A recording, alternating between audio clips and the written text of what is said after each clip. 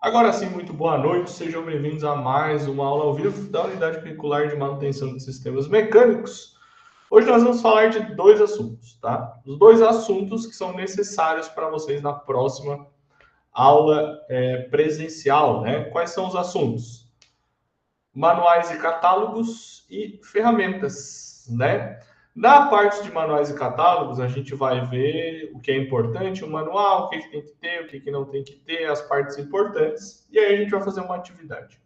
Qual é a atividade? Eu separei um manual aqui de um compressor, tá? Vou mandar o link para vocês aqui no chat, vocês abram o manual e vou deixar as perguntas que eu quero que vocês respondam na tela.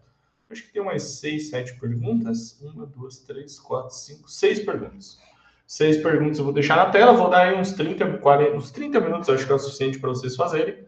E aí vocês vão buscar no manual, vão ler a pergunta e vão buscar no manual a resposta. Fechou? Então essa é a primeira parte da aula, tá? Depois da atividade a gente vai para o intervalo e tal. Na volta do intervalo nós vamos falar sobre ferramentas, tá?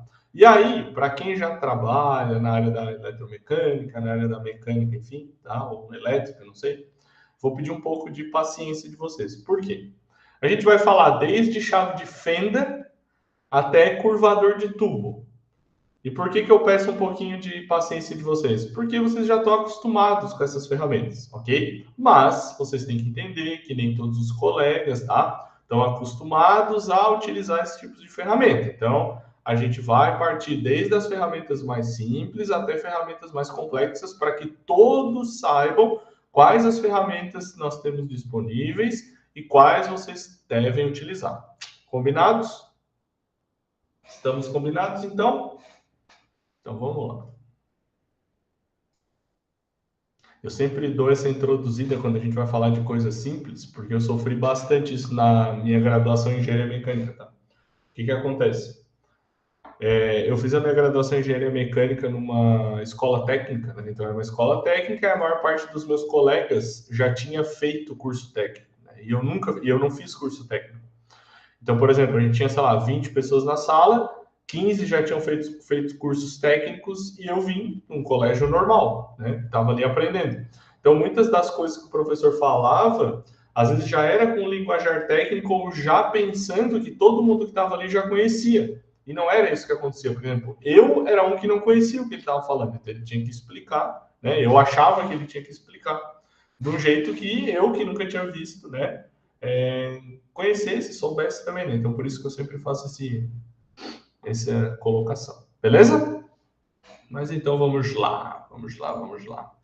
Pessoal, então, quando a gente compra aí um equipamento, né? Seja aí uma máquina, um eletrodoméstico, um celular novo, um carro novo, né? É muito importante que a gente faça a leitura do manual. Deixa eu perguntar para vocês. Quem é que compra aí um forno elétrico e lê o manual? Responde aí para mim. Alguém lê o manual? Uma air fryer, por exemplo. Vocês leem o manual? Ou não? Lê? O Murilo falou que lê. Quando vocês compram um jogo de panela novo para casa, vocês lêem o manual? Vocês sabiam que panela tem manual? Aí que tal? Muitas das vezes, pessoal, na nossa casa, a gente às vezes acaba negligenciando, né?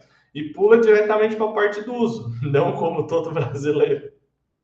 Exemplificasse bem, Marcos. Perfeito. Ó, o Jones falou que normalmente quando tem dúvida ele consulta o manual. Por exemplo, eu comprei umas panelas, tá? Aqui para minha casa, né? Eu tô morando com a minha esposa agora. Eu casei, tô morando com ela, né? A gente comprou umas panelas, tá? Essas panelas vieram um manual. Por quê? Porque elas são de Teflon dentro, né? Então a gente tem que fazer a cura dessas panelas, senão o Teflon começa a dar problema, é muito rápido para sair, etc. Certo? Lá tem que esquentar até tal temperatura, aí passar um óleo, aí esquentar de novo, aí esfriar, lavar a panela. Então tem todo um processo, né? E às vezes a gente negligencia isso, né?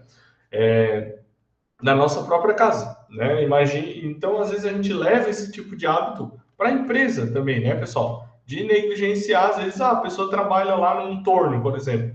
Chega um torno novo. Ah, mas eu já sei trabalhar em torno, faz 30 anos que eu trabalho num torno, nem vou ler o manual. Não, às vezes tem uma coisa nova no torno, às vezes tem um botão diferente, às vezes tem uma outra coisa ali que possa ter uma diferença, né?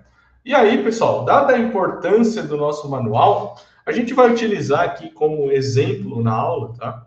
Um manual de um compressor da marca Schultz, modelo Bravo. Então, esse modelo ele tem vários...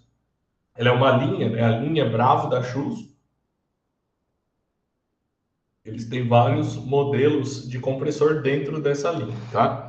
E aí no manual a gente vai encontrar algumas informações como, né? Informações de segurança. Então tem ali, ó, esse manual de instruções, contém informações importantes de uso, instalação, manutenção e segurança, devendo estar sempre disponível para o operador.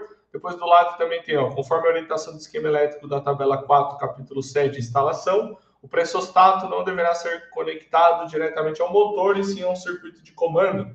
Devem ser seguidas todas as instruções, tá lá. Então, todo manual, ele vai vir essa parte inicial aí, né, ou lá para o final, enfim, mas sempre vai ter essa parte de informações de segurança, tá? E aí, geralmente, a gente tem a parte de introdução do equipamento. Então, tá ali, ó. Para a correta utilização do produto Schultz, recomendamos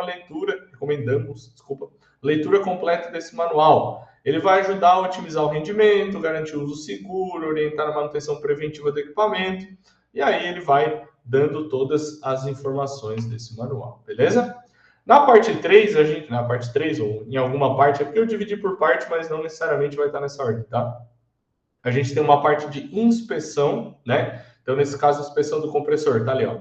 Inspecione e verifique se ocorreram danos causados pelo transporte. Em caso afirmativo, comunique o transportador de imediato. Assegure-se de que todas as peças danificadas sejam substituídas e de que os problemas mecânicos e elétricos sejam corrigidos antes de operar o compressor de ar. Então, aqui vem várias questões da inspeção. Pode vir mais, pode vir menos, mas vai vir. Depois a gente tem a parte de aplicação. Então, tem ali, ó. Os compressores de ar Schultz devem ser utilizados apenas para a compressão do ar atmosférico, até a pressão máxima indicada na plaqueta de identificação, ok? Depois a gente tem a parte construtiva, né? Vamos dizer assim, que é um desenho, como se fosse um desenho, como não, é um desenho técnico, né? Como se fosse só um esquemáticozinho, mostrando o quê? Mostrando largura, mostrando comprimento, mostrando posição dos parafusos. Por quê? Muitos dessas máquinas, né? Não vou falar só de compressor, mas de máquina de maneira geral, ele tem ali, ela tem que ser fixa, né, em alguma base. Então essa base geralmente ela é preparada antes de a máquina chegar, tá? Então geralmente a gente pega o manual antes, vê a distância dos parafusos, tal, e já deixa essa base. Oh meu Deus, trava a língua. Já deixa esta base pronta para quando chegar a máquina a gente já posicionar, colocar os parafusos e tá posicionado, né? Também a questão de comprimento e largura, porque se a gente tiver um local confinado onde a gente vai deixar isso, né, esse equipamento, a gente precisa deixar esse lugar preparado também para receber o equipamento, beleza? Aqui depois nós temos um esquemático das partes do equipamento, né, nesse caso de um compressor. Então, separado por números, né, cada parte tem uma numeração diferente, né, e essa numeração vai indicando o nome de cada parte. Outra parte importante também é a questão do esquema elétrico, né? Como é que a gente vai fazer a ligação, né, desses compressores, nesse caso aqui, né? Então, por exemplo, ó, se for um motor standard, né, sem o protetor térmico, a gente vai usar da esquerda, né, que tá ali, ó. Esquema de conexão elétrica monofásica, motor standard sem protetor térmico, né? Então tem toda a ligação ali, a questão da botoeira, a questão dos relés, né? Aqui, ó, mais um contator, né? Então, toda essa ligação. Aqui a gente tem os motores trifásicos, né? Então, motores maiores, que usam partida estrela-triângulo. Então, ela é uma ligação bem mais complexa, né? Com mais relés, né? 4 relés, um monte de botoeira, né? Então, ela tem outro tipo de ligação. Então, pessoal, essa também é uma parte que vem também nos manuais, tá? Outra documentação técnica que a gente utiliza bastante, mas aí não tanto para instalar a máquina ou dar manutenção, mas sim para escolher uma máquina ou fazer a compra de uma máquina, é o catálogo que é fornecido pelo fabricante, tá? Por que é importante a gente saber avaliar um catálogo ou analisar um catálogo, tá? Quando a gente vai ser consultado para comprar uma máquina, por exemplo, vocês trabalham numa empresa, vocês vão ser consultados para comprar um compressor desse, tá? Vocês têm que saber, vou usar os dados do compressor, tá? Qual é o tamanho do reservatório desse compressor? qual é a vazão de ar desse compressor. Por quê, pessoal?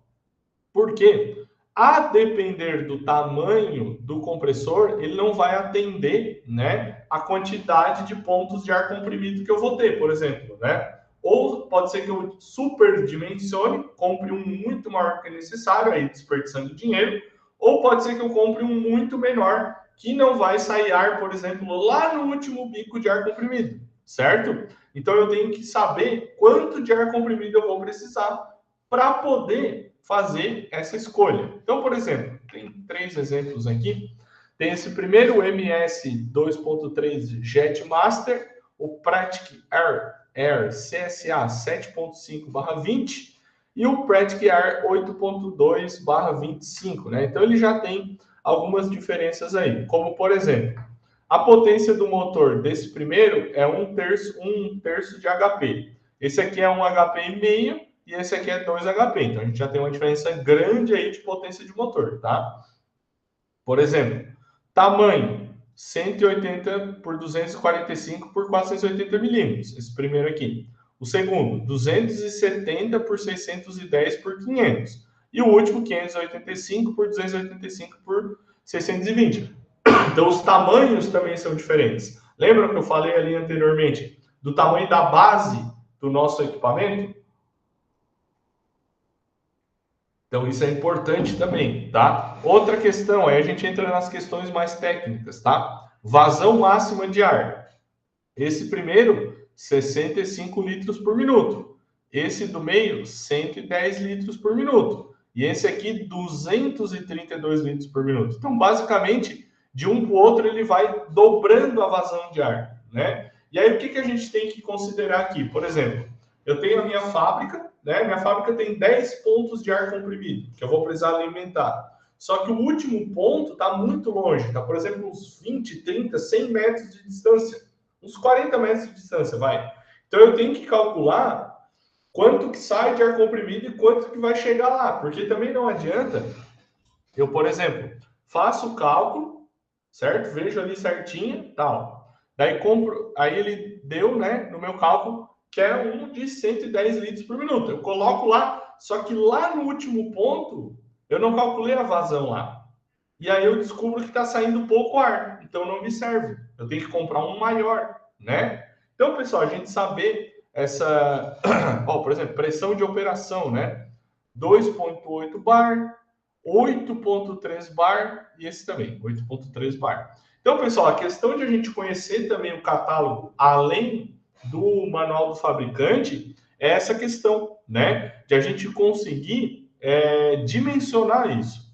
Então, para eu não comprar um compressor muito pequeno, que não vai me servir, e eu também não comprar um compressor muito grande, gastar muito dinheiro sem necessidade. Então, eu tenho que comprar o equipamento ideal para a minha operação, tá? Obviamente, aqui a gente está falando de compressores, tá? O outro documento que vem nos manuais também, voltando para o manual, né, vem anexo ao manual, é o tal do documento de diagnóstico de falhas, tá? Esse documento ele é bem importante quando a gente fala de manutenção, tá? Por quê? Muitas falhas que acontecem em equipamentos, não só em compressores, mas em equipamentos, são mais comuns de acontecer, tá? Ah, professor, como é que ele sabe? Ele sabe, porque o pessoal liga para lá para reclamar. Ah, tem um problema disso. Então, eles têm lá uma planilha enorme com todos os problemas possíveis e quantas ocorrências já tiveram de cada problema. Então, eles pegam as ocorrências que têm mais problemas e colocam, que dão mais problemas, né? E colocam num diagnóstico de falha dentro do manual. E aí, para que serve isso, tá? Ele mostra o defeito, mostra por que provavelmente aconteceu isso e qual a solução. Porque muitas vezes não precisa mandar para lá o compressor para eles verem o que aconteceu e depois a gente receber. Então, por exemplo, aqui, ó, muitas vezes aquilo que à primeira vista parece ser um defeito pode ser solucionado por você mesmo sem a necessidade de recorrer a um posto saque churros. Persistindo o problema, após concluídas as ações corretivas abaixo, entre em contato com o posto saque churros mais próximo e é isso aí, tá? Defeito eventual. Então, por exemplo, motor não parte ou não religa. Observação: não insista em partir o motor sem antes constatar e eliminar a causa do problema. tá? Então, comprei o compressor, o motor não está partindo, ou ele já funcionou e do nada parou de funcionar. Então, ele lista aqui, ó, 1, 2, 3, 4, 5, 6 causas prováveis. Aí, para cada causa provável dessa, tem uma solução. Então, por exemplo, queda ou falta de tensão na rede elétrica. Qual é a solução que a fábrica dá? Verifique a instalação e ou aguarde a estabilização da rede, tá? Se a rede estiver flutuando muito, ele não parte, tá? Segunda causa, motor elétrico danificado. Solução, encaminhe ao técnico credenciado SCHUS quando o motor seguiu montado de fábrica, ok? O Marcos falou, e eu pensava que ele estressava a máquina para ter ideia dos defeitos antes de vender para os clientes. Isso também é feito, tá, Marcos? Só que não para dar o defeito. Geralmente eles estressam a máquina para ver até o limite da máquina. Para daí dizer, não, ela vai até aqui, entendeu? Tipo assim, ó, como é que eu descubro quanto ar, até que pressão essa máquina trabalha? Eu vou com ela até o final, até no pau do gato, como a gente fala aqui. Né? Quantas horas essa máquina trabalha? De quanto em quanto tempo eu tenho que dar manutenção? Então, é nesses testes que a gente vai testando, né? E é óbvio, né? Por dar muito problema desses tipos de coisa com os clientes, nos deles, nesses testes, também deu um problema, né? Porque é o mesmo compressor, né? Então, serve para essas duas coisas, beleza? Depois, motor elétrico danificado. Então, encaminha ao técnico credenciado SCHUS, certo? Depois, correia muito esticada. Solução, estique-a conforme indicado no capítulo 9, manutenção preventiva, item 6C. Então, já tem lá como é que estica. Válvula de retenção não veda devido à presença de impurezas. Encaminhe o compressor ao posto saque SCHUS mais próximo.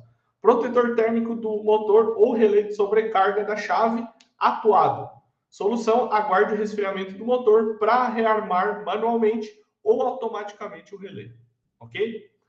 Então, eles veem esses defeitos mais comuns, tá? As possíveis causas, tá? E a solução. Óbvio, tem coisas, como vocês viram ali, ó, por exemplo, motor elétrico danificado. Não tem o que fazer, tem que mandar de volta. Mas, por exemplo, se o relé de sobrecarga atuou, por exemplo, tá? É só esperar a máquina resfriar e religar ela manual ou automaticamente, né? Então, tem coisas que a gente pode a gente mesmo fazer na manutenção, né? Só dar uma olhadinha no manual, tá? E agora nós vamos para a nossa atividade, beleza? Pessoal, para quem chegou depois, agora a gente vai fazer uma atividade com um manual, tá? O que vai acontecer? Eu vou mandar para vocês aqui no chat, tá? Deixa eu só já pegar aqui o link do manual, tá? Vocês podem ir abrindo aí, ó. E vocês vão ter que responder essas 6 perguntas, tá? Então vocês vão ter que procurar no manual, tá? E vão responder, beleza? Primeira pergunta: cite uma inspeção a ser feita no produto novo. Segunda pergunta: qual o diâmetro do condutor para ambas tensões elétricas? Terceira pergunta: para o modelo CSI 8.5/50, qual é a vazão de ar? Para o modelo CSI 8.5/50, qual é o volume do reservatório? Quinta pergunta: para ambos os modelos, qual a faixa de rotação do motor? Tá? Qual é a rotação máxima, né, em RPM? E a última pergunta é: qual vai ser a leitura da pressão quando tivermos uma mangueira de 1/4 e uma distância de 7 metros, com a pressão de entrada de 60 libras por polegada quadrada? Tá? A última pergunta um pouquinho mais difícil de vocês acharem, tá? Mas são essas 6 perguntas. Façam aí num papel, num caderno, onde vocês possam guardar, tá? Para futuramente, se vocês precisarem, depois lá na aula do presencial, vocês têm isso. Fechou? Conseguiram abrir aí? Acho que sim, né? Qualquer dúvida, eu vou dar meia horinha para vocês fazerem até 21h10, tá? Se vocês precisarem de mais tempo aí, depois eu dou mais tempo para vocês, ok? Para quem está entrando aí, ó, o link do manual está aí, beleza? Qualquer dúvida, vocês podem me acionar. Valeu? Até daqui a pouco.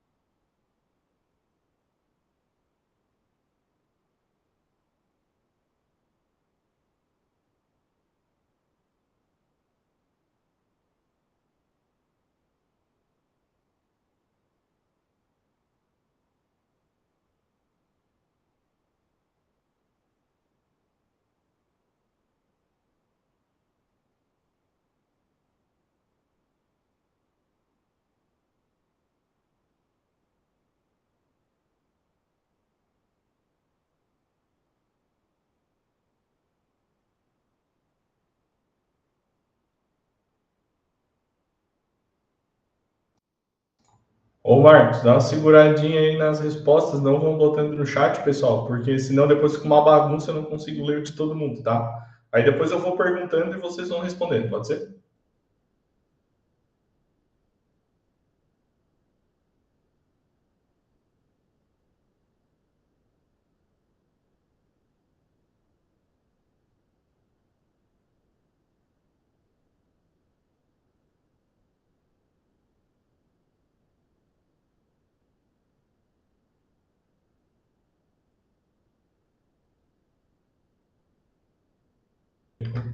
Para quem entrou depois, eu vi gente que entrou aí, tá aí o manual, ó, para vocês poderem responder as perguntas, tá?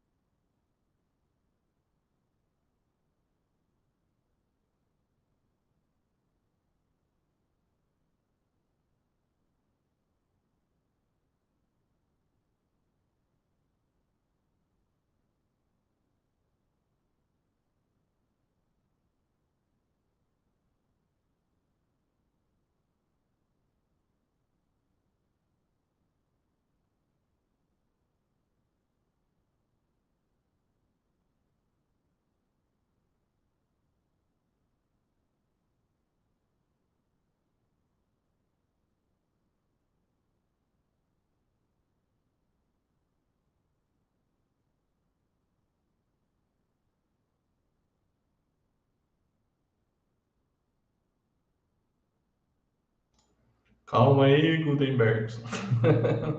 Não bota as respostas ainda. Falta 10 minutos, tá, pessoal? Daqui a pouco a gente já vai corrigir.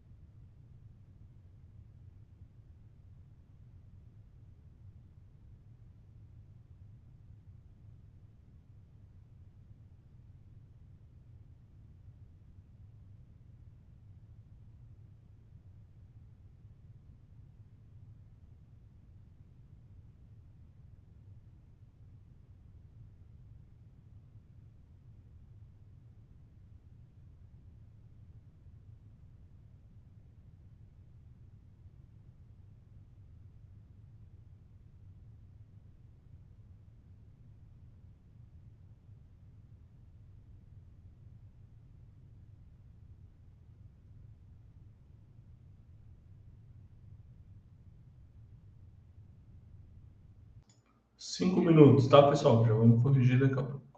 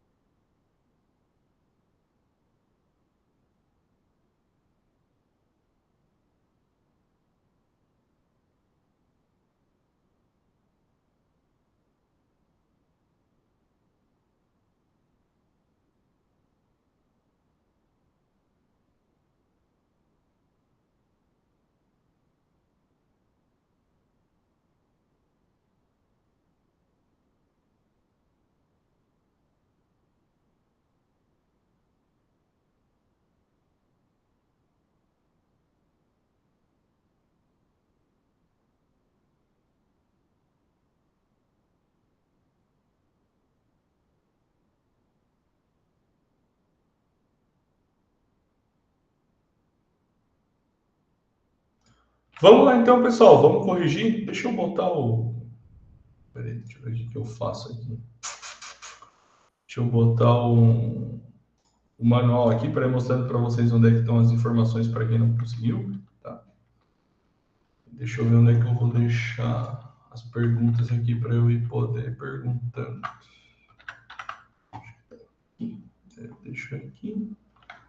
O manual eu deixo aqui. Fechou. Minha aula eu deixo aqui. Fechou. Vamos lá então. Primeira pergunta, pessoal. Cite uma inspeção a ser feita no produto novo. O que vocês colocaram? O Gutenbergson botou assegurar que todas as peças danificadas sejam substituídas e de que os problemas mecânicos e elétricos sejam corrigidos antes de operar o equipamento. Tá certo, fechou? Inspecione e verifique se ocorreram danos causados pelo transporte, caso afirmativo, comunique o transportador imediato. Fechou.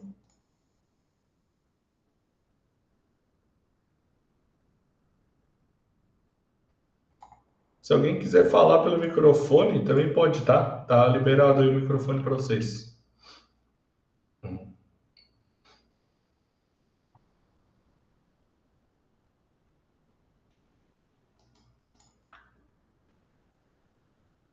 Pessoal, onde vocês vão encontrar isso, né? Aqui, ó, inspeção do produto. Então, essas informações estão aqui na parte de inspeção do produto, beleza? Tópico 2. Segunda pergunta. Qual o diâmetro do condutor para ambas tensões elétricas? O Gutenberg só botou 2,5 milímetros quadrados. O que vocês colocaram aí? 2,5 milímetros, tá? Maurício também, o Murilo, o Jones também.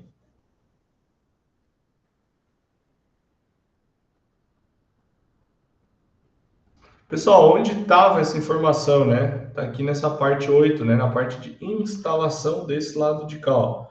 Então aqui a gente tem o esquema de conexão elétrico, né? E aqui a gente tem, ó, tensão de rede 127 ou 220 e aqui, né, a área, né, ou bitola do condutor, né? 2,5 milímetros quadrados é o condutor para ser usado nesse compressor, beleza?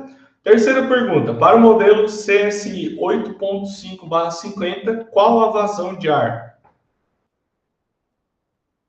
Sim, o fusível também pede, perfeito. Uhum. Pede fusível de 25 ampere no de 127, para poder usar a mesma bitola de fio, né? Obrigado pela observação, Marcos. Qual é a vazão de ar, pessoal? Naquele ali. O Gutenberg só botou 241 litros por minuto. Ah, Marcos, aí eu não sei te dizer, cara. Não sei te dizer. Eu peguei no site da fabricante, né? Não sei te dizer.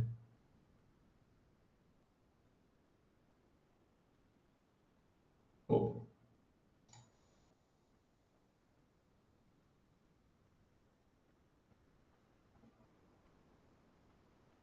tá, tá. Aqui essa informação tá aqui, pessoal. Deslocamento técnico. Ele tem de duas formas, tá? Ou ele entrega a informação em PCM, tá? Que é pressão por coluna manométrica, ok? Ou ele entrega em litros por minuto, ok? Então a resposta era ou 8,5 PCM ou 241 litros por minuto. Beleza? Fechou? Então tá aqui a informação no características técnicas. Beleza? Próxima pergunta. Para o modelo CSI 8.5/50, qual é o volume do reservatório? O que vocês colocaram?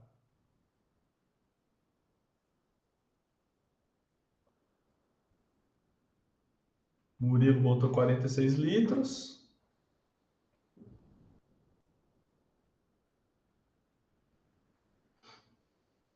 Mais alguém? 46 também.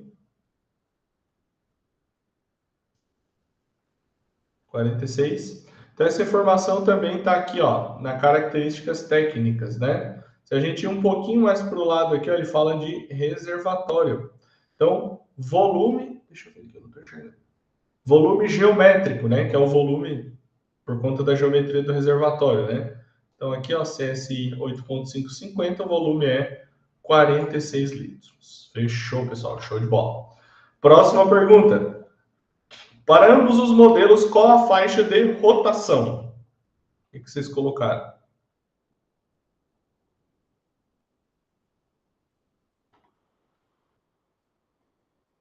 3.400 RPM, tá? Ah, tá ali. Não tinha visto, achei que estava mais por baixo. 3.400, 3.400. Essa é a faixa de rotação do motor, né? Isso também está aqui nas características técnicas, né? Por ser uma característica técnica. Então a gente vem mais para o lado aqui, ó. Rotação. Ó, então aqui tem um símbolo, né? Rotação por minuto, né? Então rotação por minuto, CSI 8.5/50 e o outro também 3.400 rotações por minuto. Fechou? E a última pergunta é: qual vai ser a leitura da pressão quando tivermos uma mangueira de 1/4 e uma distância de 7 metros com a pressão de entrada de 60 libras por polegada quadrada? O que vocês colocaram? 43? 43?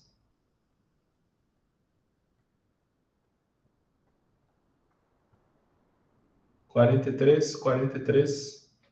Eu acho que é libra por polegada quadrada. Não sei se está escrito aqui.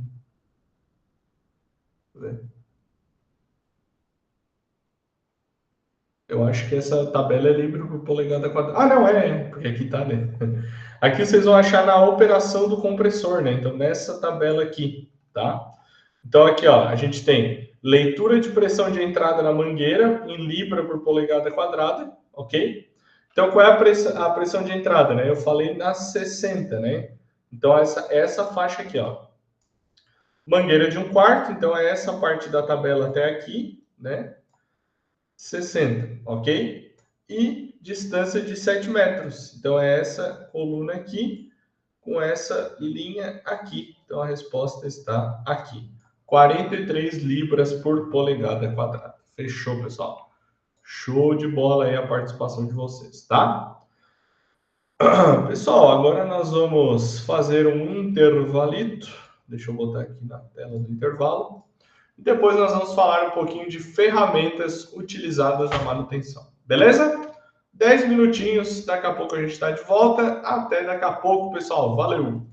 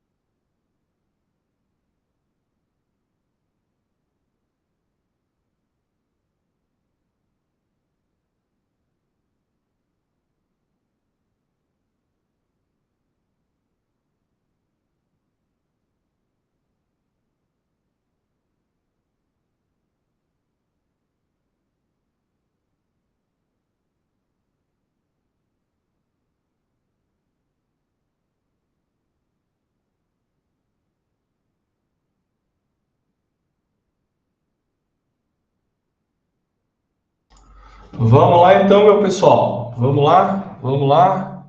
Então agora nós vamos falar um pouquinho sobre algumas ferramentas utilizadas em manutenção, tá? Então, pessoal, ferramenta é um negócio que começou lá atrás, né? Se a gente for pensar aí, em ferramentas manuais, bem de pedra, né? Há muito tempo atrás. E, obviamente, né? Conforme os materiais foram evoluindo e também a demanda por ferramentas foi evoluindo, outras ferramentas foram sendo criadas, né? E algumas vão sendo deixadas de lado. A primeira ferramenta que a gente vai ver é a gloriosa chave de fenda, né? A chave de fenda ela tem a única e exclusiva função de apertar, né, e afrouxar parafusos tipo fenda, né? Qual é o problema do tipo do parafuso fenda? Quem é que sabe me dizer?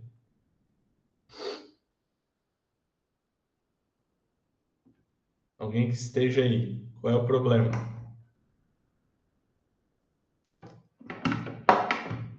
Escorrega a chave, é um dos problemas. Perfeito. Quando a gente coloca a chave aqui, ela pode escorregar de um lado para o outro, escapa da mão, mas daí o Phillips também faz, né?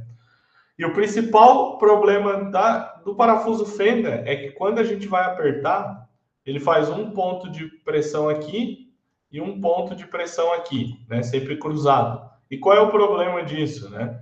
Quando a gente faz muita força, né? Seja numa parafusadeira ou numa chave de fenda, ele pode começar a estragar a cabeça do parafuso, até que chega um tempo, né? Que a gente não consiga mais dar aperto nesse parafuso, certo? Por isso, os parafusos tipo fenda estão sendo extinguidos, né? Hoje em dia é difícil a gente ver alguma máquina, alguma coisa que ainda use esse tipo de parafuso, né? Todos esses parafusos estão sendo substituídos por parafuso Phillips, né? O parafuso Phillips, ele tem esse meio aqui, ó, com um rasgo no tipo cruz, né? E a gente utiliza para dar aperto ou afrouxar a chave Phillips, né, que encaixa aí perfeitamente aqui. Qual é a vantagem do uso de um parafuso Phillips ao invés de um parafuso Fender? Ao invés de ele ter apenas um ponto de apoio aqui e aqui, agora a gente tem 4 pontos de apoio, né? Aqui, aqui, aqui e aqui. E qual é a vantagem nisso, né? A pressão que antes eu fazia em 2 pontos, agora essa pressão se divide em 4. Então é muito mais difícil, né, de eu espanar, né, de eu estragar, né, a fenda do parafuso Phillips, ok? Então é mais difícil de a gente estragar por conta disso, né? Porque a pressão que se dá aqui dividido por 2 pontos, aqui a gente divide por 4 pontos, beleza? Depois a gente tem a chave Torx, né? A chave Torx é essa aqui, utilizada para esse parafuso aqui, que tem 6 pontas, tá? A diferença da chave Torx para uma chave, por exemplo, dessa aqui, é que ela tem uma ponta, né? E aqui a ponta dela é reta, né? Qual é a vantagem nisso aqui? A ponta reta, ela dá muito mais aperto, muito mais firmeza no aperto, né? A chave tem menos chance de escapar das mãos, né? Porque ela vai ficar encostada topo com topo, né? Então, eu consigo dar um torque maior nesse parafuso aqui, tá? Então, essa é a chave Torx. Depois a gente tem a chave Allen, tá? Que ela também tem 6 lados, ok? E ela serve para apertar esse tipo de parafuso aqui. Dentro ele é côncavo, né? Então ele não é reto que nem o Torx, ele é côncavo, ok? E a gente encaixa a chave aqui, tá? O problema do problema não, né? Mas quando a gente tem um kit de ferramentas, a chave Allen geralmente a gente tem que ter 2 kits. Alguém sabe me dizer o porquê?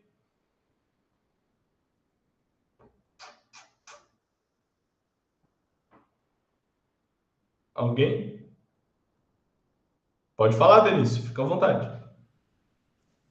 Porque um é polegada e outro é em milímetro. Perfeito, muito obrigado. Então, geralmente a gente tem. Ó, o Jones também respondeu. Geralmente a gente tem 2 jogos, né, de chave Allen, por causa que um é polegada e o outro é em milímetro, né? Se você, para quem nunca trabalhou, né, com esse tipo de mecânica, enfim, ou eletromecânica, né? É muito comum de a gente encontrar parafuso e polegada também, desse tipo aqui. Por conta das máquinas serem fabricadas fora, enfim, um monte de motivos, tá? Então, geralmente, a gente tem 2 jogos de chave Allen, tá? Um de polegada e um em milímetro, né? Se vocês fizerem a conversão, né, para quem nunca fez a conversão de polegada para milímetro, milímetro para polegada, elas se aproximam muito, tá? Mas não funciona, tá? Mesmo a chave mais próxima da polegada em milímetro não vai dar o aperto, não vai dar certo, beleza? Então, por isso que a gente tem que ter 2 jogos. Depois a gente tem a chave canhão, tá? A chave canhão ela serve para a gente apertar parafusos que tenham sextavados externos, tá? Então, ó, chave Torx, sextavado interno, chave Allen, sextavado interno e chave canhão, sextavado externo, tá?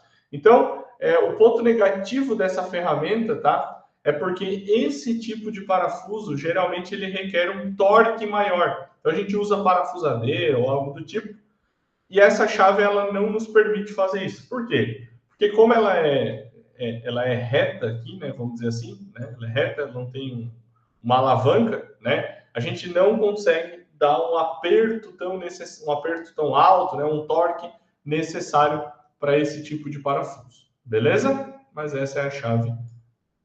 Pode. Ah, também dá, Samuel, também dá. É uma saída. Também dá, também dá. Também dá. É uma gambiarrinha, mas dá, mas dá. Botar uma chavezinha aqui, ó, no buraco, e aí faz uma alavanca. Perfeito, também dá. Show de bola.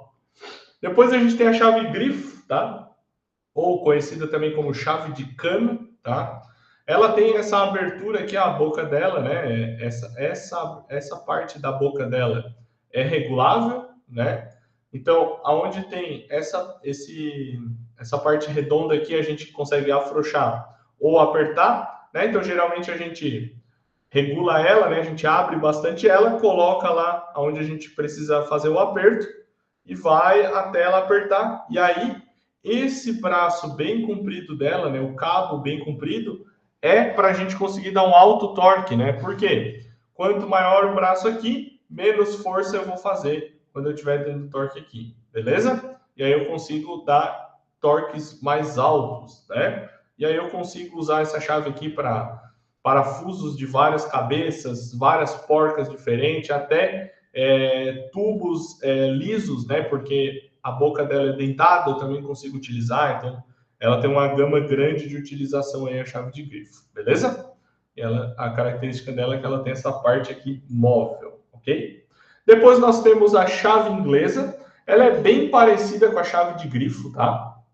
Mas ela não tem o serrilhado aqui na boca, tá? Então ela serve basicamente só para apertar parafusos desse tipo aqui, de sextavado externo, ok? Chave de engenheiro, perfeito, Marcos. Muitas pessoas também conhecem essa chave inglesa como a chave de engenheiro, tá? Por qual motivo também não sei, mas enfim.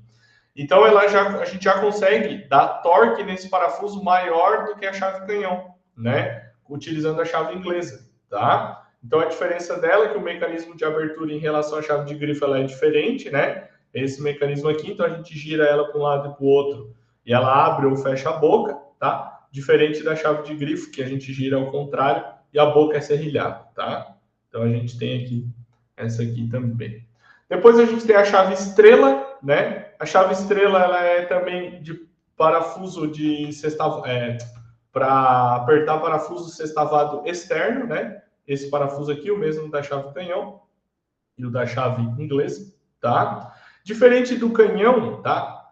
A gente consegue também dar um torque bem maior, porque o parafuso vai ficar aqui e olha o tamanho do cabo, né? Então é um cabo bem grande, né? Como eu falei, quanto maior o cabo, menor a força que eu tenho que fazer na ponta para apertar o meu parafuso, tá? Então eu tenho também aqui na chave estrela esse efeito alavanca sendo gerado, tá? Então, como a gente encaixa o parafuso aqui dentro da chave estrela, dificilmente a gente vai deixar essa chave cair, porque ela vai ficar perfeitamente encaixada nessa porca, né? Então, essa chave também dá uma maior segurança quando a gente vai fazer algum tipo de trabalho, beleza? Depois a gente tem a chave de boca comum, que é só esse ladinho aqui, né? Chave de boca comum, que também é para apertar parafuso sextavado externo, tá? A diferença da chave de boca para a chave estrela é que a boca não fica encaixadinha, né? A gente tem que botar, tal, e se ela cair, ela cai, tá? E normalmente não, né? Mas tem esses tipos que vem boca de um lado e estrela do outro, né? Para a gente fazer aí serviços diferentes, tá? Qual é a diferença da boca e da estrela? A principal diferença? Se eu não tiver acesso total à porca, eu consigo usar a boca, mas eu não consigo usar a estrela, certo? Isso, justo, Marcos. Perfeito, perfeita colocação, tá? Então, por exemplo, eu tenho algum local que eu não consigo encaixar a chave em cima do meu parafuso. Por quê? A chave estrela, ela só encaixa no parafuso inteiro. Então, eu tenho que vir encaixar ela por cima. A chave de boca não, eu encaixo ela pelo lado. Então, eu não preciso ter, né, a área toda liberada para eu ir ali e usar a chave de boca, né? Então, a vantagem em cima da chave estrela. Beleza? Depois nós temos o alicate universal, né, que é o mais comum, tá? Ele é super versátil, né? A gente usa ele para várias coisas. Então a gente tem duas áreas dele, né? A área onde a gente vai segurar algo, que é essa área de cima, e a área de baixo, que ela é afiada, porque ela serve para a gente fazer cortes, tá? A gente pode usar aí para descascar fio, o que a gente quiser, certo? Cortar metal, dá para fazer um monte de coisa, beleza? Depois a gente tem o alicate de bico.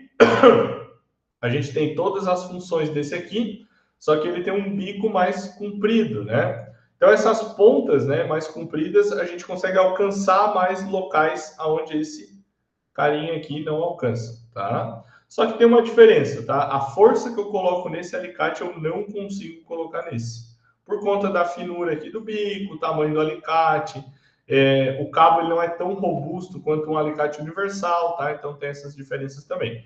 Mas ele também segura e também corta, beleza?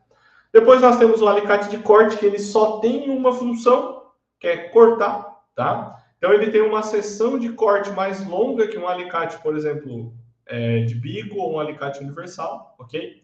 E ele serve para a gente fazer corte, tá? Então, bastante usado em elétrica, eletrônica, eletromecânica, né? Tudo que mexe com fio usa bastante alicate de corte. Depois nós temos o alicate de pressão. O alicate de pressão, o trabalho dele é segurar algum objeto, enquanto a gente faz a manutenção em outras coisas, tá? Por quê? O mecanismo de abertura dele nos possibilita travar ele segurando alguma coisa. Então, por exemplo, eu tenho um parafuso, tem outros modelos também. Eu tenho um parafuso que é passante e tem uma porca do outro lado, certo? Para eu colocar dois alicates universais para trabalhar, ou uma chave estrela e um alicate para segurar do outro lado, é ruim. Então eu coloco um alicate desse de pressão, travo ele, seguro e vou com uma chave estrela afrouxando a minha porca, ou ao contrário, certo? Então o alicate de pressão serve para isso, né? Para a gente conseguir segurar alguma coisa que a gente está precisando ali na hora da manutenção. Depois a gente tem um alicate para anel elástico, que ele tem a única função de retirar e colocar anel elástico nas máquinas, tá? Inclusive, a ponta dele já serve para isso, né? Tem exatamente o encaixe da distância do anel elástico. Tem o rep também. Mas esse aqui eu acho que é o que eu mais já vi usar. Então, esse aqui também, para anel elástico, só tem para isso. O anel elástico ele pode ser interno ou externo, né? Então, daí ele tem esse tipo e esse tipo, um para cada tipo. Nós temos também o escariador, né? Nós temos o escariador manual e o escariador para parafusadeiras, e eles têm funções diferentes, tá? Esse cara aqui é um escariador para tubo, né? O que ele vai fazer? A gente pega um tubo, precisa dar um acabamento rápido, a gente vai passar ele por dentro do tubo, ele vai te retirar o material. E esse cara aqui também se chama escariador, e ele serve para fazer o acabamento, né? Para entrar a cabeça do parafuso. Como é que isso funciona? Deixa eu mostrar para vocês aqui. Deixa eu ver se esse parafuso é escariado. Ó, vocês estão vendo que esse parafuso, a cabeça dele, ó, tem tipo um chanfre aqui, um chanfrinho. Então, esse chanfrinho, ele tem toda a cabeça do parafuso, certo? Então, eu estou lá fazendo uma montagem onde o parafuso precisa ficar escondido. Eu não posso ficar com a cabeça para fora. Então, eu vou lá, pego o meu escariador, faço o furo, né? Pego o meu escariador, que é esse cara aqui, e coloco no furo. aperto a minha parafusadeira. Ele vai fazer nessa angulação aqui exatamente o ângulo do escariado do parafuso, do chanfro do parafuso. Então, quando eu coloco o meu parafuso naquele buraco, ele vai ficar certinho encaixado ali. Então, o escariador serve para isso, beleza? Esse tipo aqui é para gastar tubo por dentro, para tirar a rebarba de tubo por dentro, tá? Então, duas coisas, né? Coisas distintas que têm o mesmo nome. Depois a gente tem a lima. A lima serve para a gente rebaixar, fazer polimento de metal, tirar a rebarba. Então a gente usa bastante a lima para isso, tá? A lima ela tem o corpo dela, a espiga e a extremidade, ok? Aqui geralmente vai encaixado um cabo, né, na lima. E a grande questão da lima é que ela é feita de um material extremamente duro, né? Por que que vocês acham que tem que ser um material extremamente duro, a lima?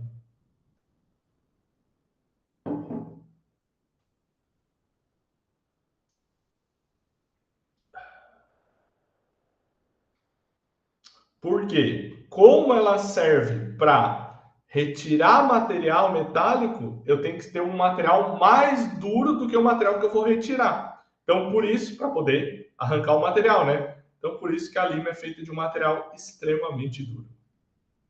Depois a gente entra em ferramentas pneumáticas. Temos uma parafusadeira, uma furadeira pneumática. Também tem mais durabilidade. Perfeito, Jones. Perfeito. A vantagem dela frente à elétrica é que ela é bem mais leve, tá? E são bem menores também. Depois a gente tem a parafusadeira pneumática, que é a mesma coisa da furadeira, né? Só que ela não tem a função de martelete, certo? Não faz furo. Temos as retíficas pneumáticas, né? Que servem para a gente dar acabamento em algumas peças, tá? Depois nós temos a esmerilhadeira pneumática, tá? É uma esmerilhadeira igual à elétrica, só que ela é mais leve e menor. Então, sempre quando a gente falar de ferramenta pneumática, elas sempre são menores, ok? Qual é o problema? A gente tem que ter uma mangueira de ar lá para plugar na nossa ferramenta. Temos também as lixadeiras orbitais, também pneumática, mesma coisa da elétrica. E depois nós temos as ferramentas hidráulicas, né? As ferramentas hidráulicas, geralmente, elas são mais robustas, aguentam mais trabalho, aguentam mais porrada, como a gente diz, tá? Só que o problema é que são ferramentas, entre aspas, sujas, né? Por quê? Porque elas usam um fluido hidráulico, geralmente óleo, para poder funcionar. E aí a gente tem primeiro a prensa hidráulica, que é muito comum aí para montar polia, para montar retentor, para montar um monte de peças, tá? A gente pode ter prensas hidráulicas manuais, onde a gente encaixa aqui, ó, uma barra de ferro e vai apertando ela e ela vai prensando, ou as prensas também elétricas, né, onde a gente aperta um botão e ela prensa automático. Fechou? Depois nós temos o macaco hidráulico, o famoso macaco hidráulico aí para erguer carro, mesma coisa. Ferramentas com bateria são legais também. São as elétricas, né? Só que com bateria, né? O problema da ferramenta com bateria é que se é uma coisa, por exemplo, assim, ó, uma furadeira com bateria, ela não aguenta muito a bateria, né? Porque ela precisa de muita força para fazer um furo, por exemplo. Então ela aguenta menos tempo, né? Eu, particularmente, eu gosto, eu tenho aqui furadeira e tenho parafusadeira, tenho as duas, tá? Só que se eu fosse uma pessoa que fizesse mais furos constantemente, eu ia preferir uma elétrica, tá? Uma elétrica normal, que liga na parede de gel. E aí nós temos também a morsa hidráulica, né? Que é uma morsa igual à morsa manual, só que ela é hidráulica, beleza? E por último, nós temos o nosso curvador de tubo, que tem a única e exclusiva função de curvar tubos, né? Então a gente consegue curvar tubos, né, de diâmetros diferentes, né? Então a gente troca essa peça de dentro aqui, né, pelo diâmetro que a gente quer e vai apertando aqui nossa parte hidráulica e ele vai curvando o tubo até onde a gente quer. Então ele tem esse manual e tem o hidráulico que tem uma bomba elétrica, né, jogando a parte hidráulica que faz essa curvatura automática. Fechou? Pessoal, alguma dúvida ainda da aula de hoje? Hoje foi pegadinha a aula, né? Pegadinha. Bem de boa? Então tá bom. Que bom, pessoal. Galera, então já avisando vocês, tá? Se vocês olharem lá no plano de estudos de vocês, vou mostrar para vocês aqui, pega. Manutenção de sistemas mecânicos. Onde é que tá? Aqui.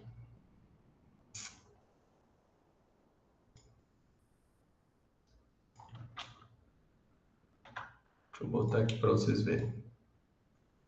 Se vocês derem uma olhadinha aqui no plano de estudos de vocês, que está lá no AVA, semana que vem é a 4ª semana, né? Então tá aqui, ó, tira dúvidas ao vivo. Então semana que vem vai ser aquele mesmo esquema da semana passada, tá? A gente não vai ter slide, não vai ter eu explicando nada, mas se vocês tiverem alguma dúvida, venham ao Tira Dúvidas para eu tirar as dúvidas de vocês, tá bom? Daí vai ser das 8 às 9, igual semana passada. Fechou? Pessoal, no mais era isso.